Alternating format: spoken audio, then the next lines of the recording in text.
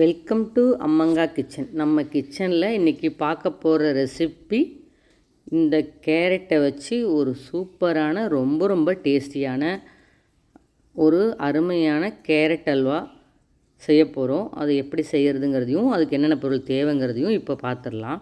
Carrot நல்ல விளைஞ்ச carrot 1 kilo, பால் 400 ml, sugar 1 kilo, நெய் 400 கிராம், சுகர்லெஸ் கோவா 200 கிராம், முந்திரி 100 கிராம், திராட்சை 50 கிராம், ஏலக்காய் 8லேருந்து 10 வரைக்கும் நம்ம போட்டுக்கலாம்.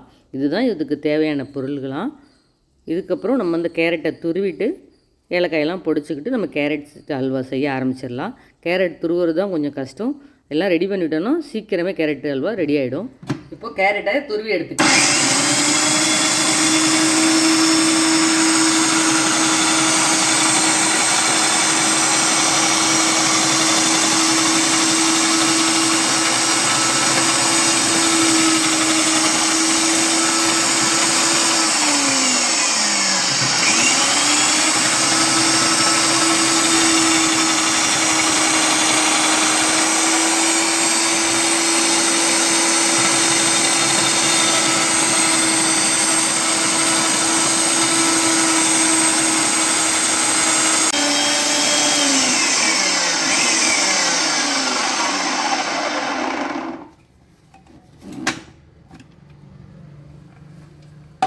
இப்போ நம்ம கேரட்டை நல்லா துருவி எடுத்துகிட்டு வந்துட்டோம். பாருங்கள், ஒரே சைஸில் இருக்குது கேரட்டு. இந்த மாதிரி கணத்தில் தான் நம்ம துருவி எடுக்கணும். அப்போ தான் அல்வாவுக்கு கரெக்டாக இருக்கும். ரொம்ப பொடியாக நம்ம துருவ வேண்டாம்.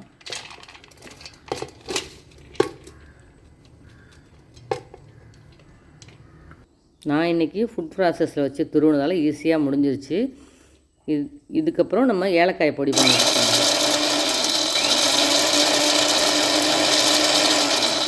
இப்போ அடுப்பில் கடாயை வச்சு கடாய் சூடானதுக்கப்புறமா நெய்யை சேர்த்து நெய் நல்லா காஞ்சதுக்கப்புறம் நம்ம முந்திரி பருப்பை போட்டுடலாம்.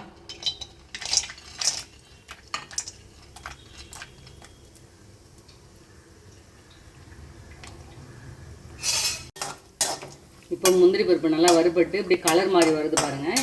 இந்த ஸ்டேஜில் நம்ம வந்து திராட்சையை சேர்த்து அதையும் வறுத்துடலாம்.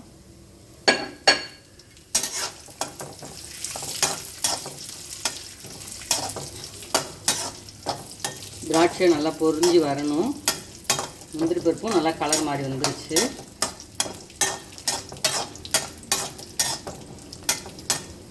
இப்போ முந்திரி திராட்சை எல்லாம் நல்லா வறுபட்டுடுச்சு. இப்போ நம்ம துருவி வச்சுருக்க கேரட் அதில் சேர்த்துடலாம்.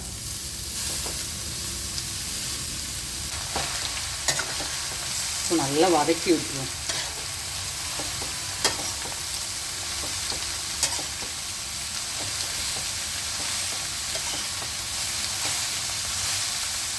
நெய்யிலேயே அந்த கேரட் நல்லா வதங்கி கொஞ்சம் வேகட்டும்.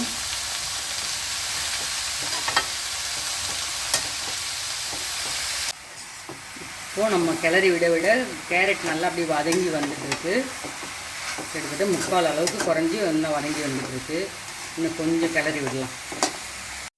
கேரட்டு நல்லா வதங்கி ஒரு 1/4 பாகம் அளவுக்கு நல்லா வதங்கிடுச்சு. கேரட்டும் சாஃப்டாக ஆகிடுச்சு. இந்த ஸ்டேஜில் நம்ம பால் ஊற்றிக்கலாம்.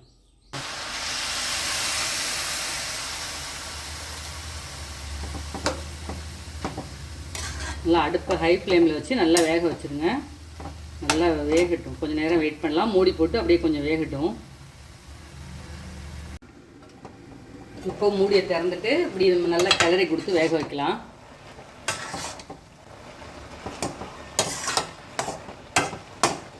இப்போவே அந்த நெய் முந்திரி எல்லாம் வாசனை நல்லா இருக்குங்க.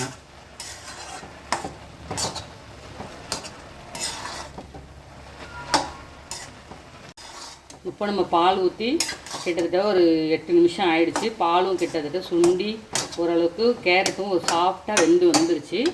இப்போ வந்து ஒரு 400 ml தண்ணி அதை சேர்த்துக்கலாம்.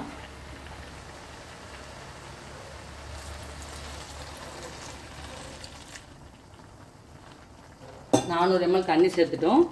இப்போ நல்லா கலந்து விட்டு இப்படியே வேகட்டும். இப்போ நல்லா வெந்து பாருங்கள், தண்ணியெலாம் குறைஞ்சி அப்படியே நம்ம கேரட் அப்படியே சாஃப்டாக வந்துட்டுருக்கு. இன்னும் கொஞ்சம் தண்ணி சுண்டுனதுக்கப்புறம் நம்ம வந்து சர்க்கரை சேர்த்துடலாம். இப்போ நல்லா தண்ணி சுண்டிடுச்சு. இதுக்கப்புறம் நம்ம வந்து சர்க்கரை சேர்த்து விட்டுடலாம்.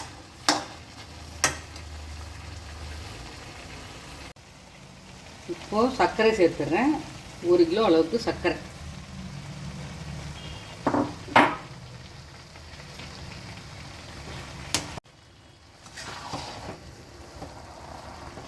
சர்க்கரையை சேர்த்து நல்லா கலந்து விட்டுட்டு அதுக்கப்புறம் நம்ம மூடி போட்டுக்கலாம். சர்க்கரை கரைஞ்சி கேரட்டோடு சேர்ந்து நல்லா குக் ஆகட்டும்.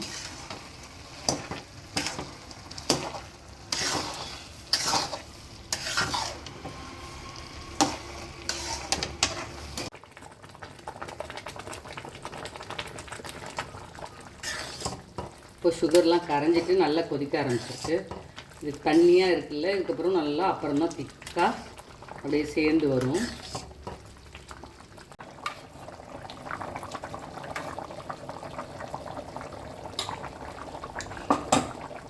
இப்போ ஏலக்காயை பொடிச்சு வச்சுக்கோங்களா, அதையும் சேர்த்துடலாம்.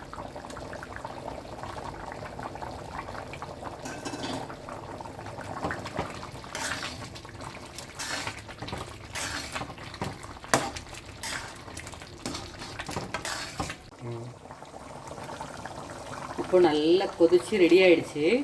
இதுக்கப்புறம் ஒரு பிஞ்ச் அளவுக்கு உப்பு, அதையும் இப்போ சேர்த்துக்கலாம். நம்ம வந்து சுகர்லாம் அப்படியே மெல்ட் ஆகி அப்படியே தண்ணி மாதிரி நின்றுது. இப்போ எல்லாம் ஒன்றோட ஒன்று சேர்ந்து அப்படியே வந்துட்டுருக்கு. இது கூட நம்ம நெய் எடுத்து வச்சுருக்கோம்ல, அதை சேர்த்துடலாம்.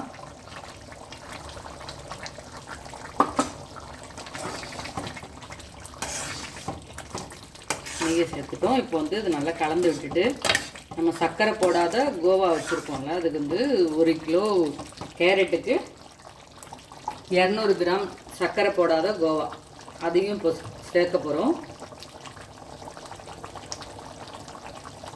இப்படி நல்லா உடச்சி விட்டு சேர்த்துருவோம். நான் வந்து 1 கிலோவுக்கு செய்கிறதுனால இந்த அளவு. நீங்கள் 1/4 கிலோ செஞ்சிங்கன்னா 1/4 கிலோ கேரட், 1/4 கிலோ அளவுக்கு சர்க்கரை, 50 கிராம் கோவா,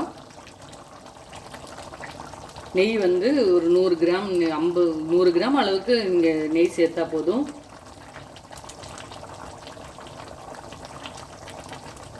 உங்களுக்கு கரெக்டாக இருக்கும்.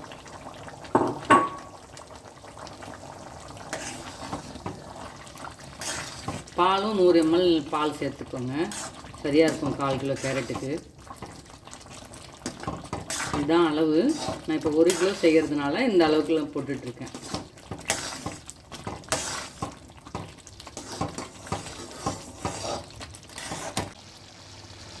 இப்போ பாருங்கள், அல்வா அப்படியே நல்லா கேரட் அல்வா ரெடியாக ஆகிட்டே இருக்குது.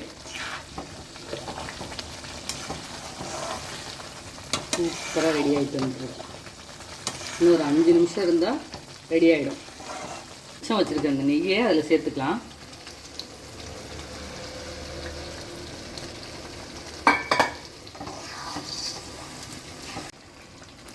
நெய் கடைசியாக சேர்க்கும் போது இந்த அல்வா வந்து நல்லா மேலே ஒரு ஷைனிங்காக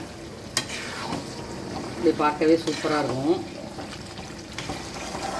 நம்ம கேரட் அல்வா சூப்பராக ரெடி ஆகிடுச்சிங்க. இப்போ இந்த ஸ்டேஜில் லெமன் வந்து ஒரு 10-12 ட்ராப்ஸ் அளவுக்கு புழிஞ்சு விட போகிறோம். அதிகமாக தேவையில்லை, ஒரு 10 ட்ராப்ஸ் அளவுக்கு லெமன் ஜூஸ் புழிஞ்சு விட்டால் போதும். இது எதுக்காக அப்படின்னா, நம்ம சுகர் போட்டு நம்ம ஸ்வீட் செய்கிறோம், அது வந்து இப்போ வந்து கரெக்டான பதத்தில் இருக்குது, பார்க்கும் போது தெரியுது. இது அப்படியே நம்ம வச்சுட்டோன்னா ஆறி போய் ஒரு வேளை நமக்கு வந்து டைட்டாக ஆகிடக்கூடாது, நம்ம கேக்கு மாதிரி கட் பண்ணி சாப்பிட்ற மாதிரியும் ஆகிடக்கூடாது. இந்த மாதிரி பதத்தில் இருந்தால் தான் கேரட் அல்வா சூப்பராக இருக்கும். அதுக்காக தான் இந்த லெமன் ஜூஸ். உடனே அடுப்பு ஆஃப் பண்ணிடணும், அவ்வளோதாங்க. ஒரு சூப்பரான கேரட் அல்வா, வெரி வெரி டேஸ்டியாக சூப்பர் டேஸ்ட்டில் இருக்கும். இதே மாதிரி நீங்களும் ட்ரை பண்ணி பாருங்கள். ட்ரை பண்ணி பார்த்துட்டு கேரட் அல்வா எப்படி இருக்குது அப்படிங்கிறதையும் கமெண்ட்டில் சொல்லுங்கள்.